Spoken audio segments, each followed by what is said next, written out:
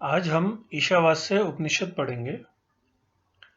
ईशावास्य उपनिषद यजुर्वेद का अंश है और इसको सबसे पहला उपनिषद भी माना जाता है।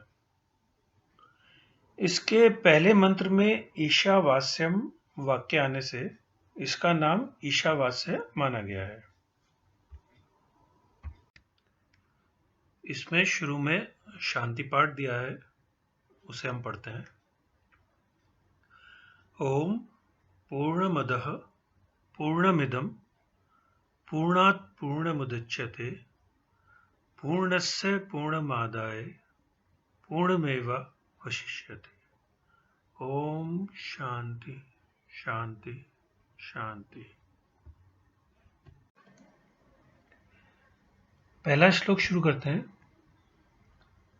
ईशावास्यम इदं सर्वम यत् किंच जगत्याम जगत, अर्थात इस सारे संसार में, जगत्याम जगत, जो कुछ भी है इस संसार में, जगत के अंदर जगत या जगत रूप से जो कुछ भी है, जगत्याम जगत, जिस प्रकार से भी है, जिस तरह से भी है, ईशावास्यम इदम सर्वम, सब जगह ईश्वर का वास है।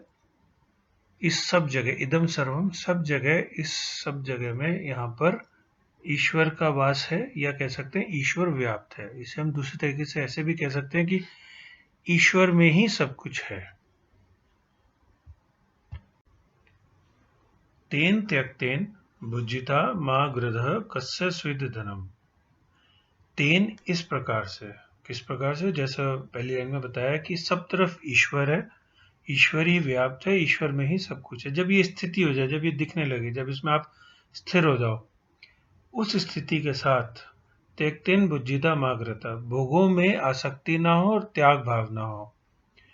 तो और कस्य स्वित धनम, धन किसका होता है, मतलब गहरे में जब ये समझ आने लगे कि संपत्ति किसी की नहीं है, धन किसी का नहीं है, और जब एक्चुअली में ये दिख ही रहा है कि सब तरफ परमात्मा ही है, परमात्मा ही व्याप्त है, तो उसमें फिर किसी चीज के होने, किसी और धन की, संपत्ति का भाव होने का कि भाव ही ना हो एक तरीके से, और त्याग भावना आ जाए और आसक्ति ना रहे।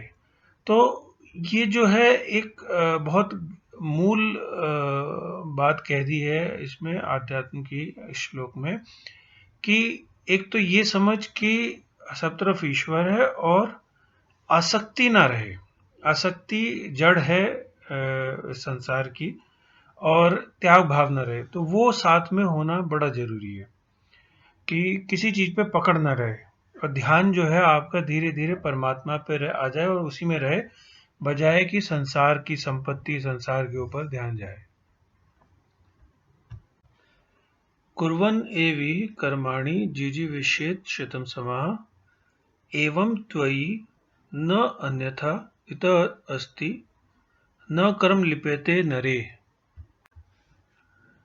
कर्माणि, कर्म, कुर्वन् एवि, कर्म करते हुए, इस यहाँ पर कर्म करते हुए, जिजीविषेत् शतं समाः, 100 साल तक जीने की इच्छा होना। तो यहाँ पर इस संसार में इस प्रकार कर्म करते हुए, किस प्रकार से, जैसे पहले श्लोक में बताया हुआ है कि परमात्मा का ध्यान रहे हर समय, कि हर जगह वही है, आसक्ति ना हो और त्याग भाव ना हो। तो इस प्रकार कर्म करते हुए, और 100 साल की इच्छा भी है, तो जीने की, 100 साल जीने की इच्छा होती है।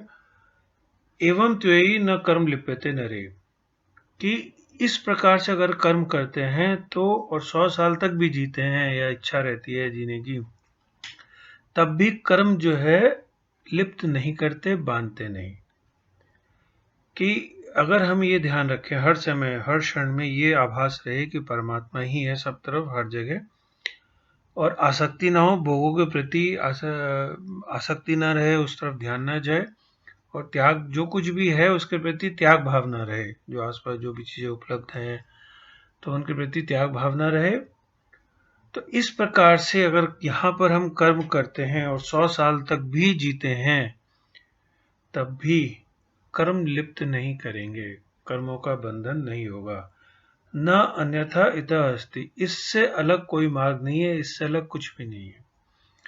तो यहाँ पर एक तरीके से अध्यात्म का सार बता दिया गया इन 2 श्लोकों में कि अगर किसी को ये समझ में आ जाता है तो और कुछ फिर जरूरत नहीं है कि अगर कोई इस प्रकार का अभ्यास कर ले, इस प्रकार का तप कर ले, इस प्रकार से साधना कर ले कि सब तरफ परमात्मा है और भोगों में आसक्ति न रहे और त्याग रहे,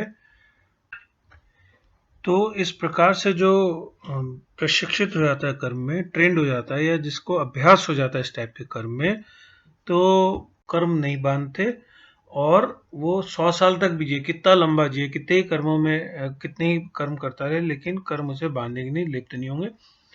एक प्रकार से कह सकते हैं कि ये मोक्ष प्राप्ति का सूत्र बता दिया गया है यहाँ पर इन 2 श्लोकों में, और ये क्लियरली साफ साफ बोल दिया है कि इससे अलग कुछ नहीं है, कोई मार्ग नहीं है।